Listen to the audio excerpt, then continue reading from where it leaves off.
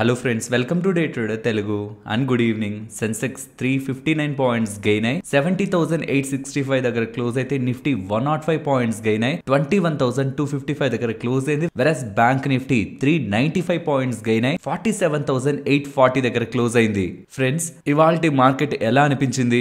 Starting 15 minutes భయపెట్టి ఉంటుంది, but later one directional గా మార్కెట్ అప్ సైడ్ కి వెళ్ళింది. ఇవాల్టి మార్కెట్ ని చూస్తే మనలో చాలా మందికి ఒక ప్లెజెంట్ ఫీల్ ఉంటది, ఓకే మార్కెట్స్ అగైన్ రికవర్ అయ్యాయని. కానీ మీలో ఎంత మందికి తెలుసు నిన్న క్లయింట్స్ మీన్స్ మన ఇండియాలో ఉంటున్న బిగ్ హెచ్ఎన్ఐ ట్రేడర్స్ కానీ అండ్ రీటైల్ ట్రేడర్స్ ని నిన్న పెద్ద మొత్తంలో ఎఫ్ఐఎస్ స్మార్ట్ గా ట్రాప్ చేశారని. అండ్ ఇన్ఫాక్ట్ ఇవాల్టి మూవ్ పరంగా కూడా ఎవరైనా ఓకే ఇంకా మళ్ళీ markets again all time hike వెళ్ళిపోతాయి, ఇక్కడ నుంచి బులిష్ పొజిషన్స్ తీసుకుందామని స్ట్రాంగ్ అగ్రెసివ్ గా మూవ్ అవ్వాలనుకుంటుంటే కూడా నేను ఒక ఇంపార్టెంట్ అలర్ట్ అయితే చెప్పాలనుకుంటున్నాను. వీటన్నిటి గురించి నేను స్టెప్ బై స్టెప్ మాట్లాడతాను. పర్టికులర్ గా ఈ ఎఫ్ఎన్ఓ డేటా ఇవాళ చాలా ఇంట్రెస్టింగ్ ఉండబోతుంది అండ్ దీంట్లో నుంచి మనం చాలా ఇంపార్టెంట్ కంక్లూజన్స్ ని డెరైవ్ చేసే ప్రయత్నం చేద్దాం. అండ్ ఫస్ట్ మార్కెట్ ఒక ఇవాల్టి ప్రైస్ యాక్టివిటీని గమనిస్తే both Nifty and bank Nifty opening gap down and gap down నుంచి కూడా ఫాలో అవుతూ ఇవాళ కూడా నిన్నట్లానే ఎక్కడ మార్కెట్ ఫాలో అయిపోతుందన్న ఒక భయాలనైతే మార్కెట్ లో క్రియేట్ చేశాయి. అది ఫస్ట్ 15 మినిట్ క్యాండిల్ మాత్రమే. లేటర్ ప్రతి ఒక్క క్యాండిల్ మోస్ట్లీ అప్ సైడ్ కి మూవ్ అయ్యే ప్రయత్నం చేస్తూ ఇవాళ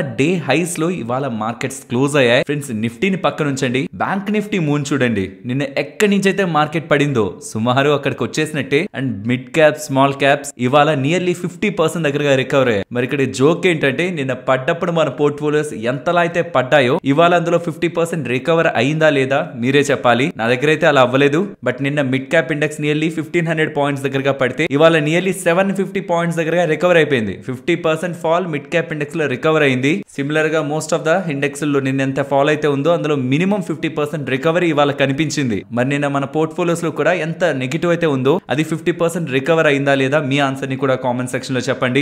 ఇంపార్టెంట్ డేటా మాట్లాడుకునే ముందు నిన్న సిఎన్బిసి యాంకర్ అయిన నైజిల్ గారు ఒక ఇంపార్టెంట్ డేటాని పబ్లిష్ చేశారు. ప్రతి సంవత్సరం డిసెంబర్ లో ఒక రోజు మార్కెట్స్ లో ఒక పెద్ద ఫాల్ ఉంటుందంట. అలా 2020, 2021, 2022 అండ్ 2023 మీన్స్ నిన్న డిసెంబర్ 20న వచ్చిన 1.4% ఫాల్ నిఫ్టీ రిలేటెడ్ గా. అలా ప్రీవియస్ ఇయర్స్ లో కూడా ప్రతిసారి డిసెంబర్ 20 అరౌండ్ మనకు ఒక బిగ్ ఫాల్ ఉందనేలా తన మార్కెట్స్ ఫాల్ అయ్యాక డేటాని పోస్ట్ చేశారు. అండ్ దాని తర్వాత ఒకసారి మార్కెట్ ఒక లాస్ట్ 3-4 ఇయర్స్ కాదు లాస్ట్ 10 ఇయర్స్ ఒక డేటాను చూస్తున్నప్పుడు డిసెంబర్ మంత్ లో సెకండ్ హాఫ్ ఉంటది కదా 15 నుంచి 30 అరౌండ్ వరకు మోస్ట్లీ ఆ 15 డేస్ పాటు మార్కెట్స్ పెద్దగా మూవ్ అవ్వలేదు. మరి జనవరి పరిస్థితి ఎలా ఉంది?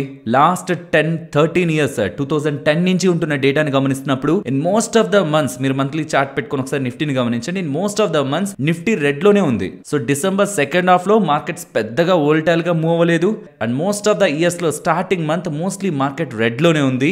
రెడ్ అంటే పెద్ద మొత్తంలో రెడ్ ఏం కాదు, లైక్ ఒక బిగ్ ఫాల్ ఏం కాదు, mild negative most of the months లో కనిపించింది. సో ఈ రెండింటిని బట్టి మనం కంక్లూజన్ గా డిసెంబర్ హాఫ్ నుంచి జనవరి ఎండింగ్ వరకు మార్కెట్స్ లో బుల్స్ కంటే న్యూట్రల్ టు కొంత బేరిష్ గా ఉండే యాక్టివిటీ ఎక్కువగా ఉందనే ఒక కంక్లూజన్ ని డ్రా చేయొచ్చు. ఈసారి వర్క్ అవుతుందా లేదా అనేది పక్కన పెడితే లాస్ట్ 10-13 ఇయర్స్ డేటా గురించి మాట్లాడుతున్నాను. దీనికి ప్రధాన కారణం క్రిస్మస్ మనకి పెద్ద హాలిడే కాకపోతున్నా మన భారత్ లో, యుఎస్ లో కానీ ఇతర దేశాల్లో మోస్ట్లీ క్రిస్మస్ చాలా పెద్ద ఫెస్టివల్. అండ్ దానికి కొన్ని డేస్ ముందు నుంచి దాని తర్వాత కొన్ని డేస్ పాటు కూడా వెకేషన్స్ నడుస్తూ ఉంటాయి వాళ్ళకి. And even January new year కూడా మనకి న్యూ ఇయర్ జనవరి 1st కాదు ఉగాది అవుతుంది. బట్ స్టిల్ మనం జనవరి 1st న్యూ ఇయర్ గా ఎక్కువ చూస్తూ ఉంటాం. బట్ గ్లోబల్ గా జనవరి 1st కి వాళ్ళు ఇంపార్టెంట్ న్యూ ఇయర్ గా చూస్తూ ఉంటారు. కాబట్టి ఆ టైమ్స్ లో కూడా వెకేషన్స్ అండ్ మార్కెట్ రిలేటెడ్ గా హాలిడేస్ తీసుకుంటూ ఆ టైమ్స్ లో పెద్ద మొత్తంలో డబ్బులే మార్కెట్ లోకి ఫ్లో అవదనే ఒపీనియన్స్ ఉంటాయి. కాబట్టి మోస్ట్లీ ఈ పీరియడ్ లో మార్కెట్ రిలేటెడ్ గా కొంత neutral are dull activity to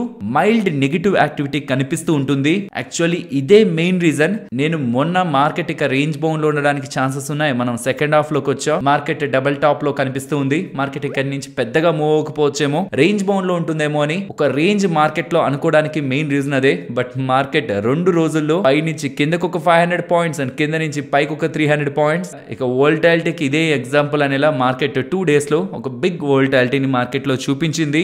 and అలాగే నిన్న యుఎస్ కి సంబంధించిన ఫెడ్ ఓటింగ్ మెంబర్స్ లైక్ వడ్డీ రేట్లను పెంచాలా కట్ చేయాలా లేకపోతే ఇన్ఫ్లేషన్ రిలేటెడ్ గా ఎకానమీ రిలేటెడ్ గా ఓటింగ్ లో పాల్గొనే ఫెడ్ హార్కర్ గారు ఒక ఇంపార్టెంట్ స్టేట్మెంట్స్ చేశారు. మీకు డేటా అంతా ఎకానమీ పరంగా పరంగా స్ట్రాంగ్ అనే కనిపిస్తుందేమో. లైక్ ఇప్పుడు రీసెంట్ గా కన్స్యూమర్ కాన్ఫిడెన్స్ ఇండెక్స్ డేటా వచ్చింది, అది కూడా బాగుంది. అంటే ఎకానమీ స్ట్రాంగ్ గా ఉందని డేటా చెప్తుందేమో. బట్ లుక్ బియాండ్ డేటాకి బియాండ్ గా చూడండి, ఎకానమీ మనం అనుకున్న దానికంటే ఎక్కువ వీక్ అవుతుందని ఒక నెగిటివ్ స్టేట్మెంట్ అయితే చేశారు. మరి తను ఏది ఉద్దేశించి చెప్తున్నారో నాకైతే అర్థం కాలేదు. డేటాకి బియాండ్ చూడడం అంటే ఇంకా ఏ పారామీటర్స్ ని చూడాలి? వస్తున్న పాయింట్స్ అన్ని కూడా ఎకానమీ రిలేటెడ్ గా మంత్ ఆన్ మంత్ బేసిస్ లో వస్తున్నవే, లాస్ట్ మంత్ వస్తున్నవే, లైక్ 2 months 3 months బ్యాక్ వస్తున్నవేం కాదు. సో డేటాని బట్టి మోస్ట్లీ మనం ఒక డైరెక్షన్ ని ఒక వ్యూ ని తీసుకుంటుంటాం. బట్ అతను చెప్తున్నది మాత్రం, ఫెడ్ మెంబర్ చెప్తున్నది మాత్రం ఈ డేటాని కాదు, లుక్ బియాండ్ డేటా అంటున్నారు.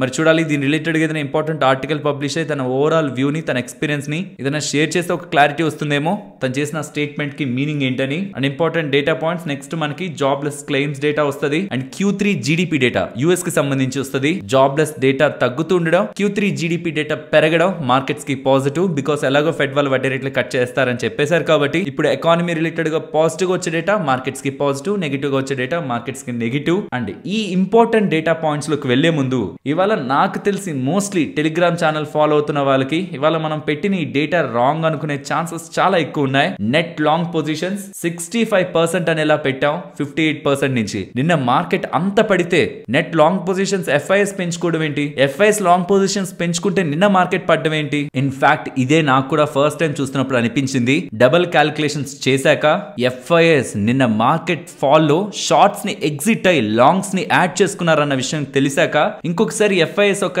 FNO యాక్టివిటీ క్యాష్ పరంగా చూస్తున్నప్పుడు బ్లాక్ డీల్స్ ని రిమూవ్ చేసి చూస్తే నిన్న మార్కెట్ ఫాల్ లో FIS కూడా బిగ్ సెల్లర్స్ కాదు. 1300 crores కూడా FIS రియల్ సెల్లింగ్ కాదు.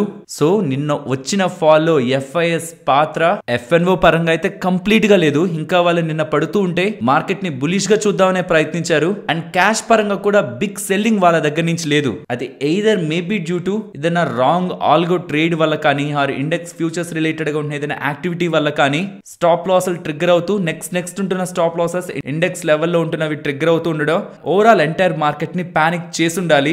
నేను నిన్నటి వీడియోలో కూడా చెప్పాను, మన ఇండియన్ ఈక్విటీ మార్కెట్స్ తప్పించి గ్లోబల్ గా ఏ ఇతర మార్కెట్స్ లో కూడా అంత ఫాల్ లేదని. కానీ నిన్న ఈ యాక్టివిటీని గమనించండి. ఈ పైన ఉంటున్న index futures and rest of the activity మొత్తాన్ని మీరు జస్ట్ అర్థం చేసుకోవడానికి ప్రయత్నిస్తే FIS లాంగ్స్ ని యాడ్ చేసుకున్నారు, షార్ట్స్ ని తగ్గించుకున్నారు. ఈవెన్ DIS కూడా లాంగ్స్ ని యాడ్ చేసుకున్నారు, షార్ట్స్ ని తగ్గించుకున్నారు. అండ్ ఈవెన్ క్లయింట్స్ లైక్ ఈ HNIs కానీ అండ్ రీటైలర్స్ కానీ వీళ్ళందరూ కూడా mostly HNIs big institutional players ఇండియాలో ఉంటున్న వాళ్ళు ఏం చేశారో చూడండి. లాంగ్స్ ని తగ్గించుకున్నారు, షార్ట్స్ ని తగ్గించారు, బట్ అది పెద్ద మొత్తంలో కాదు. అండ్ స్టాక్ ఫ్యూచర్స్ పరంగా వస్తున్న FIS లాంగ్స్ ని యాడ్ చేసుకున్నారు, షార్ట్స్ ని తగ్గించారు. వెరస్ క్లయింట్స్ కి వచ్చేసరికి వాళ్ళు లాంగ్స్ ని తగ్గించుకున్నారు పెద్ద మొత్తంలో, కానీ షార్ట్స్ ని తగ్గించారు చాలా తక్కువ పోర్షన్ లో. సో ఓవరాల్ నెట్ యాక్టివిటీని చూడండి. నెట్ FIS ది పాజిటివ్ గా ఉంటుంది, వెరస్ క్లయింట్స్ ది నెగిటివ్ గా ఉంటుంది. స్టాక్ ఫ్యూచర్స్ పరంగా చూస్తున్న FIS ది పాజిటివ్ గా ఉంటుంది, క్లయింట్స్ ది నెగిటివ్ గా ఉంటుంది. ఇన్ సింపుల్ టర్మ్స్ నిన్న మార్కెట్ ఫాల్ లో FIS మార్కెట్ పెరుగుతుందని పుట్స్ ని సెల్ చేయడం, కాల్స్ ని బై చేసే యాక్టివిటీ చేస్తే దానికి ఎగ్జాక్ట్ ఆపోజిట్ గా మన ఇండియాలో ఉంటున్న పెద్ద HNI ప్లేయర్స్ అందరూ మార్కెట్ పడుతుందనేలా ఇండికేషన్ ని నిన్న తీసుకోవడం జరిగింది. అండ్ ఇవాళ వచ్చిన మూతో మోస్ట్లీ ఈ HNI traders and retail traders trap అయినట్లయితే కనిపిస్తుంది. వెరస్ FIS ఈ వార్ లో నిన్నటి ఫాల్ లో వాళ్ళ యాక్టివిటీ పరంగా వాళ్ళు తీసుకున్న డెసిషన్ వాళ్ళకి వాళ్ళ మంచి లాభాలని తెచ్చిపెట్టాయి. అండ్ ఇక్కడ మీకు కనిపిస్తున్న FIS data, DI data, pro data and client data మీరు NSE నుంచి ఎలా డౌన్లోడ్ చేసుకోవాలి, దాన్ని ఎలా మీరు పర్సెంటేజ్ కింద క్యాలిక్యులేట్ చేసుకోవాలి, ఇందాక మీకు చూసిన ఎంటైర్ డేటాని మీరు ఎలా రీడ్ చేయాలని, ఎవ్రీడే వస్తున్న డేటాని ఎలా రీడ్ చేయాలని ఈ వీడియోలో నేను మీకు ఎక్స్ప్లెయిన్ చేశాను. ఈ వీడియో ఒక లింక్ కూడా మీకు నేను కామెంట్ సెక్షన్ అండ్ డిస్క్రిప్షన్ లో ఇస్తున్నాను. ఒకవేళ ఎవరైనా ఇంట్రెస్టెడ్ ఉండి చూడాలనుకుంటే ఈ వీడియోని మీ ఫ్రీ టైమ్ లో గమనించండి. సో దట్ ఈ డేటా పరంగా కూడా ఎలా నేను కలెక్ట్ చేస్తుంటా అని మీకు కూడా క్లారిటీ ఉంటుంది. అండ్ ఇప్పుడు వచ్చే ఇంపార్టెంట్ క్వశ్చన్, FIS గెలిచారా క్లయింట్స్ గెలిచారా అని. ఫ్రెండ్స్, క్లయింట్స్ ని అంత వీక్ గా చూడొద్దు. లైక్ క్లయింట్స్ అంటే ఎవరు? మన ఇండియాలో ఉంటున్న HNI traders or retail traders. వాళ్ళు మోస్ట్లీ ట్రాప్ అయిపోతుంటారు. FIS smart people. ఇదైతే స్టోరీ కాదు. బికాస్ రీసెంట్ టైమ్స్ లో 19,800 వచ్చేంత వరకు కూడా FIS మన మార్కెట్స్ లో పొజిషన్స్ ని బిల్డ్ చేయలేదు. కానీ క్లయింట్స్ అలా కాదు. మార్కెట్ ఎప్పుడైతే లో లెవెల్ కి వెళ్ళిందో, 18,800 అరౌండ్ కి వెళ్ళిందో, 18,860 or 70, ఆ పోర్షన్స్ నుంచి, ఆ లెవెల్స్ నుంచి వాళ్ళు లాంగ్ పొజిషన్స్ ని స్లోగా బిల్డ్ చేసుకుంటూ వచ్చారు. అండ్ ప్రెసెంట్ ఇందాక మనం మాట్లాడుకున్న దాంట్లో FIS 65% లాంగ్ సైడ్ ఉన్నారు కదా, కానీ క్లయింట్స్ ఒక పొజిషన్స్ చూస్తే ప్రెసెంట్ వాళ్ళు 60% షార్ట్ సైడ్ ఉన్నారు. సో FIS అయితే మార్కెట్ పెరుగుతుంది అనుకోని వాళ్ళు లాంగ్ సైడ్ ఉన్నారు, కానీ క్లయింట్స్ మార్కెట్స్ పడుతుంది అనుకుని షార్ట్ సైడ్ ఉన్నారు. ఇన్ సింపుల్ టర్మ్స్ ఇక్కడ నుంచి మార్కెట్స్ పెరిగితే FIS కి లాభం అండ్ పడితే మాత్రం FNO యాక్టివిటీ పరంగా చెప్తున్నాను, అది క్లయింట్స్ కి, big HNI traders and retailers కి లాభం. సరే ఇప్పుడు ఉంటున్న ఎంటైర్ డేటా పాయింట్ మీకు ఎక్స్ప్లెయిన్ చేశాను కదా, ఇప్పుడు నేను నాకున్న వ్యూని చెప్తున్నాను. మన ఛానల్ బోత్ ఇన్వెస్టర్స్ చూస్తుంటారు, ట్రేడర్స్ చూస్తుంటారు, కాబట్టి ఇన్వెస్టర్స్ గురించి మొదట మాట్లాడతాను. ఇప్పుడు నా దగ్గర ఒకవేళ డబ్బులు మార్కెట్ లో ఆల్రెడీ ఉన్నా ఆర్ పెట్టగలిగే డబ్బులు, నాకు షార్ట్ టర్మ్ లో నీడ్ లేని డబ్బులు నా చేతిలో నా దగ్గర ఇప్పుడు ఉంటున్నా, నేను మార్కెట్ పడుతుంది నాకు ఈ లెవెల్స్ కి వస్తేనే మార్కెట్ లో డబ్బులు పెడతాననే థింకింగ్ నేను చేయను. నేను రీసెంట్ ఈ వీడియోలో కూడా చెప్పాను స్టిల్ అండర్ వాల్యూడ్ గా ఉన్న స్టాక్స్ ఏవని. లాస్ట్ 2 ట్రేడింగ్ సెషన్స్ లో మార్కెట్ ఒక బిగ్ వేలో వోల్టైల్ గా మార్కెట్ రియాక్ట్ అవుతున్నా, ఈ స్టాక్స్ లో మీకు పెద్దగా ఇంపాక్ట్ కూడా ఏం కనిపించదు. లార్జ్ క్యాప్స్ అనే కాదు, వేరియస్ స్టాక్స్ రిలేటెడ్ గా మీకుంటున్న ఆపర్చునిటీని ఫైండ్ అవుట్ చేసుకుంటూ మార్కెట్ ఫాల్ కోసం ఆర్ మార్కెట్ ఒక లెవెల్ కోసం వెయిట్ చేయడం ఫర్ ఇన్వెస్ట్మెంట్ కరెక్ట్ కాదనేది పర్సనల్ గా నా ఒపీనియన్. జస్ట్ ఒకటే ఫ్యాక్టర్, పెడుతున్న ఆ మనీ మనకి షార్ట్ టర్మ్ లో అవసరం ఉండకూడదు, అదే లాంగ్ టర్మ్ ఇన్వెస్ట్మెంట్ కోసం అయితే వితౌట్ కన్సిడరింగ్ నిఫ్టీ ఎక్కడుంది, బ్యాంక్ నిఫ్టీ ఎక్కడుంది, సెన్సెక్స్ ఎక్కడుంది, ఓవరాల్ మార్కెట్ వాల్యుయేషన్స్ ఇవి కాకుండా ఇండివిజువల్ స్టాక్ రిలేటెడ్ గా మనకి కరెక్ట్ వాల్యూలో దొరుకుతుందా లేదా, బిజినెస్ రిలేటెడ్ గా కరెక్ట్ ప్రైస్ లో మనం దాన్ని ఫైండ్ అవుట్ చేసుకోగలుగుతున్నామా లేదా, ఈ లాజిక్స్ ని ఆలోచించుకుంటూ స్టాక్స్ పరంగా మన ఇన్వెస్ట్మెంట్స్ ని క్యారీ చేసుకోవచ్చు. దానికి ఇప్పుడు నేను చెప్తున్న దానికి ఎటువంటి సంబంధం కూడా లేదు. ఇన్వెస్ట్మెంట్ పరంగా నేను మార్కెట్ అనాలిసిస్ లో ఎక్కువ డిస్కస్ చేయను. పొజిషనల్ గా మార్కెట్ ఇక్కడ నుంచి few months or even few weeks related గా నాకుంటున్న ఒపీనియన్ ని మీతో షేర్ చేసే ప్రయత్నం చేస్తాను. కాబట్టి ఇది ఇన్వెస్ట్మెంట్ గురించి మాట్లాడుతున్నది కాదు, బట్ పొజిషనల్ గా ఒకవేళ మార్కెట్ ని చూస్తుంటే ఇక్కడ నుంచి next few weeks or months related గా మార్కెట్ యాక్టివిటీ ఎలా ఉంటుందన్న దాని రిలేటెడ్ గా చూస్తే ఫ్రెండ్స్, నేను మీకు చాలా సార్లు ప్రీవియస్ గా కూడా మార్కెట్ బాగా ఫాల్ అయినా మార్కెట్ బాగా ర్యాలీ అయినా ఫిబొనాచి రిట్రేస్మెంట్ ని డ్రా చేసి మీకు ఎక్స్ప్లెయిన్ చేశాను. సో నేను ముందుగా డ్రా చేసి పెట్టాను, నేను మీకోసం ఇప్పుడు మీ ముందే డ్రా చేస్తున్నాను. మన ఫిబొనాచి రిట్రేస్మెంట్ టూల్ ని సెలెక్ట్ చేసి ఇక్కడ ఫెబ్ రిట్రేస్మెంట్ ఉంటుంది సెలెక్ట్ చేసి రీసెంట్ గా ఉంటున్న హై నుంచి ఈ రీసెంట్ లోకి ఇక్కడ ఎగ్జాక్ట్ గా ఈ లోకి మనం కనెక్ట్ చేస్తే నేను మీకు ఎప్పుడు చెప్తూ వచ్చేది ఇప్పుడుంటున్న ఎంటైర్ ఫాల్ ఫేక్ అయి మార్కెట్ నేను ఫాల్ అవ్వలేదు, అదొక ఫేక్ ఫాల్. ఆ ఫాల్ రిలేటెడ్ గా మనం సీరియస్ గా థింక్ చేయాల్సిన నీడే లేదని మనకి కన్ఫర్మేషన్ ఇచ్చే లెవెల్ యాక్చువల్ గా అయితే 50%, బట్ ఈ రీసెంట్ టైమ్స్ లో ఫేక్ ఎక్కువ అవుతున్నాయి కాబట్టి నేను 61.8% స్ట్రాంగ్ గా చూస్తున్నాను. అది ప్రీవియస్ గా కూడా మనకి వర్క్ అయింది చాలా సార్లు. మార్కెట్ ని వీడియోస్ ని ఫాలో అవుతున్న వాళ్ళకి తెలుస్తుంది. 21,356 అండ్ ఈవెన్ నిన్నటి వీడియోలో కూడా 21,350 మార్క్ అబోవ్ వస్తేనే నేను ఇంపార్టెంట్ గా బులిష్ గా చూస్తాను. టిల్ దెన్ నేను మార్కెట్ ని నెగిటివ్ గానే చూస్తున్నాను స్టేట్మెంట్ చేశాను. అండ్ దానికి 61.8% రిట్రేస్మెంట్ కి రెండిటికి మ్యాచ్ అవుతుంది. కాబట్టి ఈ లెవెల్ బ్రేక్ అయ్యి మార్కెట్ అబోవ్ క్లోజ్ అవ్వనంత వరకు ఇంతలా మార్కెట్ రివర్సల్ అయింది, ఇక అప్ సైడ్ కి వెళ్ళిపోతుంది, టాప్ వెళ్ళిపోయి మార్కెట్ బ్రేక్ చేసి ఆల్ టైమ్ హై కి వెళ్ళిపోతుందని రీసెంట్ గా ఉంటున్న స్ట్రెంత్ ని మనమే అజ్యూమ్ చేసుకుంటూ మార్కెట్ లో స్ట్రాంగ్ బులిష్ పొజిషన్స్ మెయింటైన్ చేయడం, ఇంత ఫాల్ అయి ఈ రికవరీ తర్వాత ఇక్కడ ఆ యాక్టివిటీని తీసుకోవడం కరెక్ట్ కాదేమో అనేది నా ఒపీనియన్. We don't know. ఇక్కడ ఉంటున్న ఈ మార్కెట్ ఇది కూడా బ్రేక్ చేసి రీసెంట్ గా ఉన్న హై వరకు మార్కెట్ వెళ్ళి ఇంకా ఆల్ టైమ్ హైస్ 21,700 22,000 అలా కూడా వెళ్ళొచ్చు. ఆర్ ఈ 50% రీట్రేస్మెంట్ దగ్గర 61.8 రీట్రేస్మెంట్ దగ్గర అక్కడైనా రెసిస్టెన్స్ ఫేస్ చేసి డౌన్ సైడ్ కి వచ్చే ప్రయత్నం కూడా జరగచ్చు. కాబట్టే చెప్తున్నాను ఈ జోన్ అబో నాకు కన్ఫర్మేషన్ దొరికిన తర్వాతే మార్కెట్ రిలేటెడ్ గా బులిష్ ఆర్ బేరిష్ సెంటిమెంట్ ని జడ్జ్ చేయడానికి మనకు ఒక ఫ్యాక్టర్ దొరుకుతుంది. కానీ ఇవాళ అరౌండ్ 50% రీట్రేస్మెంట్ దగ్గరకు వస్తున్నప్పుడే నిఫ్టీలో మనకి ఒక సీరియస్ కన్సాలిడేషన్ కనిపించింది. అది బ్రేక్ అయి క్లోజ్ అవ్వలేదు. ఈవెన్ అది బ్రేక్ అయి క్లోజ్ అయినా కూడా నేను 61.8 ని ఇంపార్టెంట్ లెవెల్ గా కన్సిడర్ చేస్తున్నాను. మరి బ్యాంక్ నిఫ్టీ పరిస్థితి ఏంటి? బ్యాంక్ నిఫ్టీకి ఆ కష్టాలు ఏం లేవు. 61.8% రీట్రేస్మెంట్ అబో హ్యాపీగానే క్లోజ్ అయిపోయింది. So compared with Nifty, bank నిఫ్టీని పాజిటివ్ గా చూడొచ్చు. బట్ మనం ఎప్పుడు మాట్లాడుకునేది నిఫ్టీ గురించే కాబట్టి నేనైతే 21,350 లెవెల్ అబో మార్కెట్ క్లోజ్ అవడం కోసం అయితే వెయిట్ చేస్తున్నాను. అది మార్కెట్ సస్టైన్ అవ్వకుండా డైలీ క్లోజింగ్ ఆ లెవెల్ అబో జరగకుండా మార్కెట్ పరంగా బులిష్ వ్యూ నేనైతే పర్సనల్ గా తీసుకోవాలనుకోవట్లేదు. ఎస్, ఇవాళ వచ్చిన ర్యాలీతో మోస్ట్లీ మన మైండ్స్ లో నిన్న ఉన్న మైండ్ సెట్ అంతా చేంజ్ అయిపోతుంది, నెగిటివ్ అంతా చేంజ్ అయిపోతుంది, పాజిటివ్ గానే ఉంటుంది. అండ్ చాలా మంత్స్ పాటు మనం రీసెంట్ డేస్ లో ఓన్లీ ఒకే ఒక స్టేట్మెంట్ నేను బులిష్ గా ఉన్నాననే మాట్లాడుతూ వచ్చాను. బట్ అలా మాట్లాడిన ప్రతిసారి నా దగ్గర ఒక లాజిక్ ఉంది. కానీ ఇంతలా ఫాలో అయి మళ్ళీ రివర్సల్ అవుతుంటే కేవలం FIS వల్ల లాంగ్ పొజిషన్స్ ని పెంచుకున్నారు కాబట్టి బులిష్ గా చూద్దామనే స్టేట్మెంట్ కంటే ఈ రిట్రేస్మెంట్, ఈ ఫాల్ ఏదైతే కనిపించిందో ఆ ఫాల్ 61.8% రీట్రేస్మెంట్ అబోవ్ వచ్చాక దెన్ అప్పుడు FIS ఒక డేటాతో కంబైన్ చేసి మనం పాజిటివ్ ఫ్యాక్టర్స్ ని మాట్లాడుకోవచ్చు. కానీ ప్రైస్ యాక్షన్ క్లియర్ స్ట్రెంత్ చూపించకుండా జస్ట్ FIS డేటాతోనే ఆ కంక్లూజన్ తీసుకోవడం కరెక్ట్ కాదనేది నా ఒపీనియన్. అండ్ FIS ఒక FNO యాక్టివిటీ గురించి మాట్లాడుకోవాలి. 65% కి వెళ్ళింది కదా వీళ్ళ FNO యాక్టివిటీ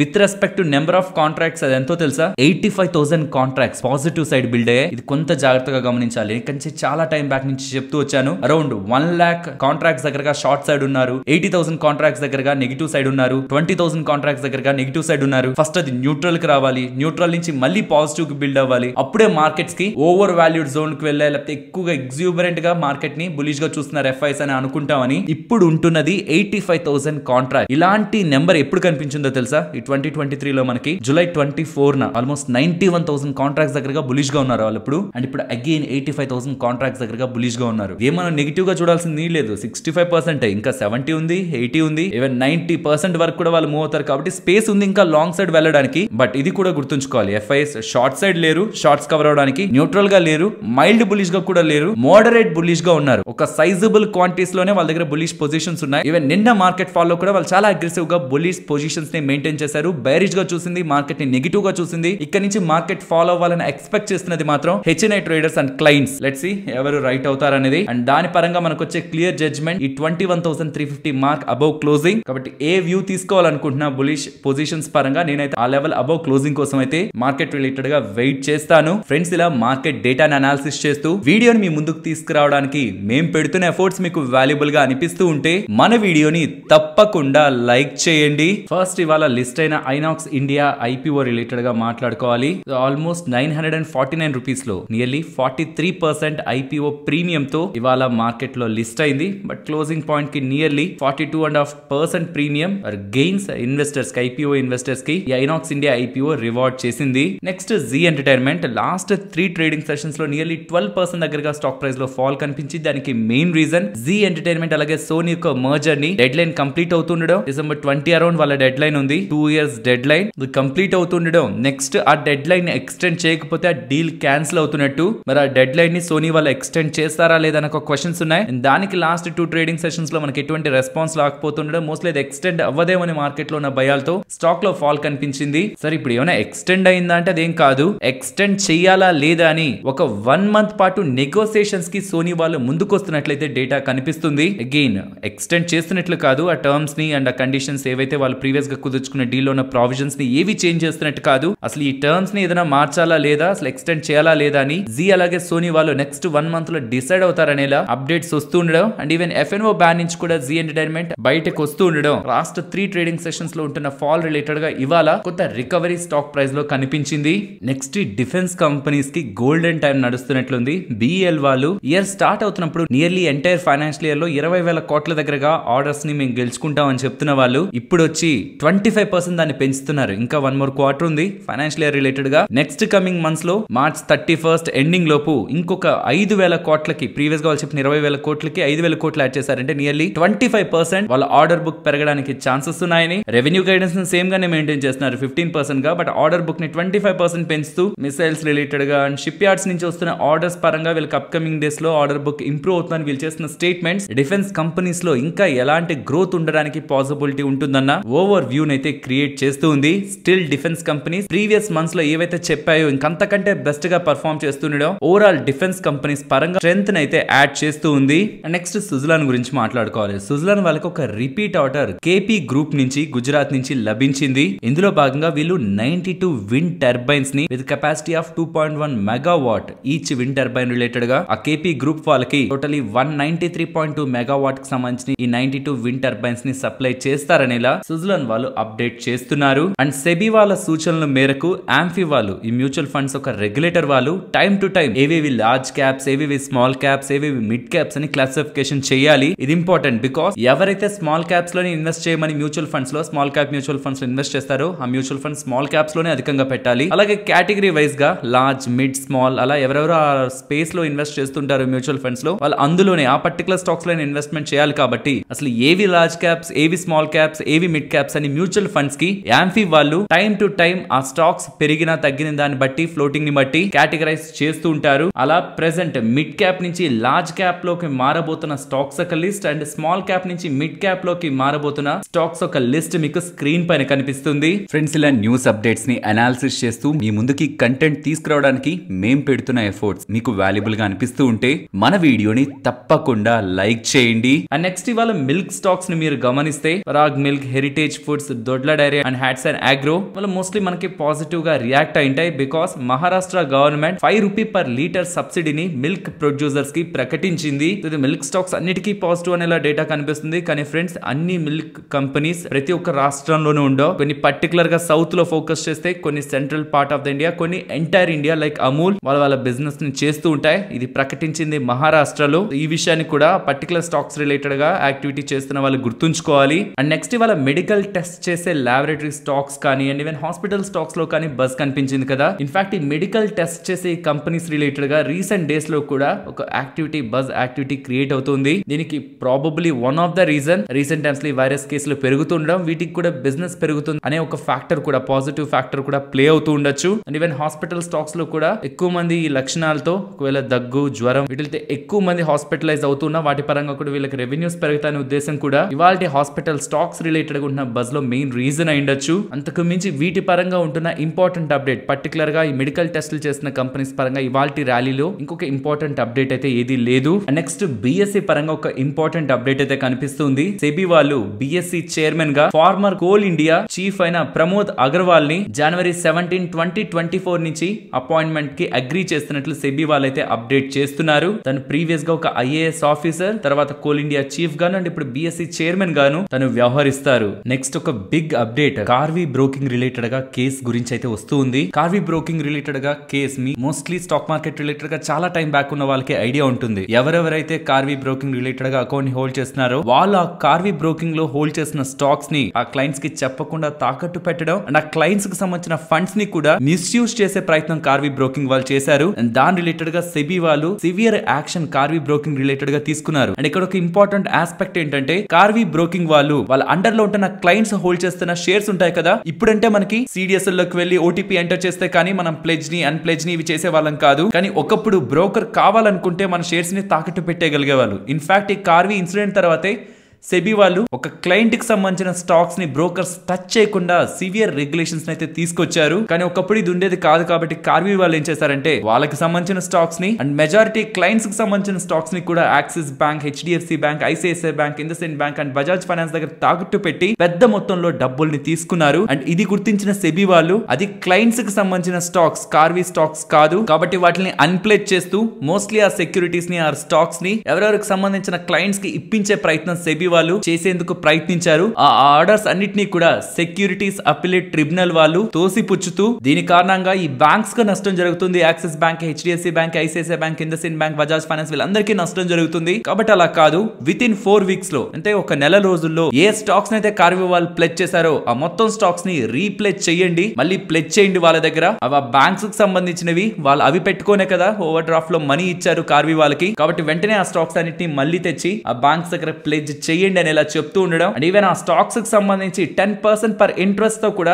రీసెంట్ టైమ్స్ లో సెబీ వాళ్ళు ఆర్డర్ పాస్ చేసినప్పటి నుంచి ఇంట్రెస్ట్ ని కూడా పే చేయమంటూ ఉండడం. పెద్ద మొత్తంలో డబ్బులు ఇప్పుడు ఎన్ఎస్సి, సెబీ అండ్ ఎన్ఎస్డిఎల్ వాళ్ళు ఇవ్వాల్సి ఉంటుంది ఈ బ్యాంక్స్ కి. ఆల్మోస్ట్ కార్వీ బ్రోకింగ్ వాళ్ళు 1400 కోట్ల దగ్గరగా ఈ బ్యాంక్స్ కి స్టాక్స్ ని తాకట్టు పెట్టి డబ్బులు తీసుకున్నారు. దీని రిలేటెడ్ గా సెబీ వాళ్ళు ట్రై చేసింది అయితే ఇన్వెస్టర్స్ ని ప్రొటెక్ట్ చేద్దామని. బట్ ఇప్పుడు ఈ సెక్యూరిటీస్ అప్లై ట్రిబ్యునల్ వాళ్ళు ప్రయత్నిస్తున్నది అయితే బ్యాంక్స్ ని ప్రొటెక్ట్ చేద్దామని. బ్యాంక్స్ కి నష్టం రాకూడదు. అక్కడ జరిగిన దాంట్లో బ్యాంక్స్ తప్పే ఉంది, బ్యాంక్స్ తప్పు చేయలేదు కాబట్టి మీరు చేసింది తప్పు అనేలా సెబీకి అయితే నెగిటివ్ గా తీర్పు అయితే వచ్చింది. సో ఇఫ్ ఇన్ కేస్ ఈ కార్వీ స్టాక్ బ్రోకింగ్ రిలేటెడ్ గా ఎవరైనా ఇష్యూస్ ని ఎదుర్కొంటూ ఉంటే ఇంకా స్టాక్స్ రిలేటెడ్ గా ఇది ఇంకొంత కాంప్లికేట్ అయితే చేస్తుంది. లెట్స్ సీ దీని రిలేటెడ్ గా ఫర్దర్ గా సెబీ వాళ్ళు ఎలా దీనికి రెస్పాండ్ అయ్యి ఫర్దర్ గా higher level of legal actions ని ఎలా తీసుకుంటారని. నెక్స్ట్ టార్సన్ ప్రొడక్ట్స్ గురించి మాట్లాడుకోవాలి. వీళ్ళు ల్యాబ్స్ లో అండ్ ఈవెన్ మెడికల్ గా యూస్ చేసే కన్స్యూమబుల్స్ రిలేటెడ్ గా బిజినెస్ చేస్తుంటారు. వీళ్ళు ఇప్పుడు జర్మనీకి సంబంధించిన నెర్బీ R&D అనే కంపెనీని 10 to 15 మిలియన్ యూరోస్ పెట్టి కొంటున్నట్లు అండ్ ఇది ఒక స్ట్రాటజిక్ ఇన్వెస్ట్మెంట్ అని. ఇందులో భాగంగా వీళ్ళ ఎంటైర్ బిజినెస్ ఇప్పుడు ఏదైతే జరుగుతుందో దానికి వాల్యూ యాడ్ అవుతుంది అనేలా వీళ్ళు అప్డేట్స్ చేస్తూ ఉండడం. బిజినెస్ కూడా ఇక్కడ నుంచి ఇంప్రూవ్ అవుతుందని మార్కెట్ భావిస్తూ స్టాక్ కి వాళ్ళ ర్యాలీ అయ్యింది.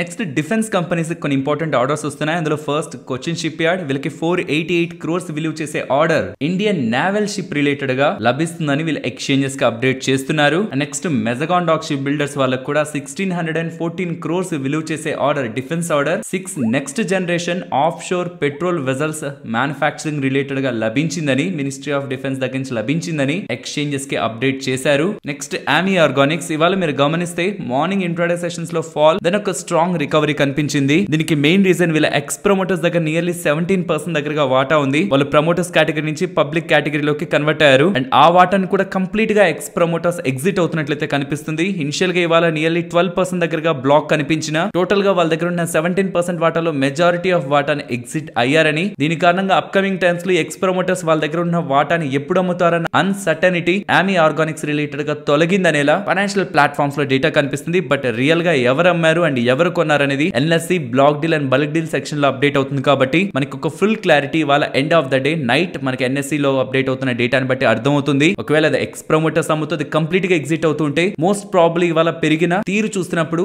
బయర్స్ కూడా స్ట్రాంగ్ ఇన్స్టిట్యూషనల్ బయర్స్ లా లైక్ డొమెస్టిక్ కానీ అండ్ ఫారెన్ మ్యూచువల్ ఫండ్స్ కానీ ఇన్వెస్టర్స్ లా అయితే అర్థమవుతుంది. ఎంటైర్ డేటా మనకి end of the day NSE లో అప్డేట్ అవుతుంది. కాబట్టి దీని రిలేటెడ్ గా నెక్స్ట్ న్యూస్ వీడియోలో ఆఫ్టర్ ఆ డేటా ఇంకాస్త క్లియర్ గా డిస్కషన్ చేసే ప్రయత్నం చేద్దాం. నెక్స్ట్ ఇవాళ మార్కెట్స్ క్లోజ్ అయ్యాక అరౌండ్ 5 ఎల్ఐసి రిలేటెడ్ ఒక బిగ్ పాజిటివ్ అప్డేట్ అయితే కనిపిస్తుంది. యూజువల్ గా స్టాక్ మార్కెట్ లో ఏదైనా కంపెనీ లిస్ట్ అయితే ఫస్ట్ 3 years లోపు ఆ కంపెనీ మినిమం 25% అయినా పబ్లిక్ షేర్ హోల్డింగ్ కి ఉంచాలి. మీన్స్ ప్రమోటర్స్ దగ్గర 75 ఆర్ లెస్ దాన్ 75% హోల్డింగ్ ఉండాలి. కానీ ఎల్ఐసి చాలా పెద్ద కంపెనీ కాబట్టి అండ్ ఈవెన్ రీసెంట్ టైమ్స్ లో స్టాక్ ప్రైస్ రిలేటెడ్ గా స్టెబిలిటీ కూడా లేదు. కాబట్టి ఈ టైంలో ఎల్ఐసి పరంగా 75% హోల్డింగ్ కి గవర్నమెంట్ తన వాటాను తగ్గించుకోవాలంటే ప్రెసెంట్ ఉంటున్న 96.5% గవర్నమెంట్ హోల్డింగ్ ని నియర్లీ 21-22% దగ్గరగా గవర్నమెంట్ తగ్గించుకోవాలి. అంత పెద్ద మొత్తంలో వాటాని ఈవెన్ మార్కెట్ అబ్జార్బ్ చేసుకునే స్థితిలో కూడా ఎల్ఐసి పరంగా లేదు. కాబట్టి దీన్ని నెక్స్ట్ 10 years పాటు పొడిగిస్తున్నట్లు మీన్స్ మే 2032 వరకు ఎల్ఐసి వాళ్ళకి టైం ఇస్తూ అప్పటి వరకు కావాలనుకుంటే 75% ని అచీవ్ చేయండి. కానీ ఫస్ట్ 3 years లోనే అవసరం లేదనేలా department of economic affairs and ministry of finance వాళ్ళ దగ్గర నుంచి మెమరాండం వస్తూ ఉండడం స్టాక్ ప్రైస్ రిలేటెడ్ గా స్టెబిలిటీని అయితే యాడ్ చేస్తుంది. ఓవరాల్ స్టాక్ పరంగా గుడ్ అప్డేట్. నెక్స్ట్ నిఫ్టీ అలాగే bank Nifty support and resistance. Nifty present ఉన్న లెవెల్స్ నుంచి down side 21,170 around and resistance 21,330 to 21,350 20 point range. And bank Nifty ఇవాళ ఫేస్ చేసింది ఇంపార్టెంట్ రెసిస్టెన్స్. ఇఫ్ అది బ్రేక్ అయితే 48,200 and down side ఇవాళ ఒక point లో రిజెక్ట్ అయ్యి అగైన్ సపోర్ట్ తీసుకుంటూ మళ్ళీ బ్రేక్ చేసిన ఇంపార్టెంట్ లెవెల్ ఉంది చూసారా 47,633. ఇది ఇంపార్టెంట్ సపోర్ట్ గా మనం గమనించవచ్చు. అండ్ నిఫ్టీ రేంజ్ చెప్పాను కదా మార్కెట్ మోస్ట్లీ రేంజ్ లో ఉంటుందని అయితే ఎక్స్పెక్ట్ చేస్తున్నాను కమింగ్ డేస్ లో. సో 20,900 టు మీన్స్ ఇవాళ లో బ్రేక్ అవ్వదని ఎక్స్పెక్ట్ చేస్తూ 20,900 to 21,700 ఈ 800 పాయింట్స్ రేంజ్ కమింగ్ డేస్ లో నిఫ్టీ పరంగా గమనిస్తున్నాను. ఇఫ్ ఇన్ కేస్ ఈ 350 బ్రేక్ అయి అప్ సైడ్ క్లోజ్ అవుతుంటే దెన్ ఫర్దర్ గా ఈ రేంజ్ ని కూడా చేంజ్ చేసే ప్రయత్నం చేస్తాను. యాజ్ ఆఫ్ నౌ ఈ సేమ్ రేంజ్ ని మార్కెట్ పరంగా కంటిన్యూ చేయాలనుకుంటున్నాను. Let's see December second half and జనవరి మంత్ టూ మచ్ ఓల్టైల్ గా లేకుండా కొంత రేంజ్ ఆఫ్ కన్సాలిడేషన్ లో ఉండడానికి ప్రాబబిలిటీ ఉంటే దాని ఈ రేంజ్ ని కంటిన్యూ చేద్దాం. లేదు మళ్ళీ ఓల్టాలిటీ మార్కెట్ లో అరైజ్ అవుతుంటే దెన్ డెఫినెట్ గా ఈ రేంజ్ పరంగా ఫర్దర్ అప్డేట్స్ ని నేను వీడియోస్ లో షేర్ చేస్తాను. మరొక ఇంట్రెస్టింగ్ వీడియోతో మళ్ళీ మీ ముందుకు వస్తాను. అంతవరకు టేక్ కేర్. జై హింద్.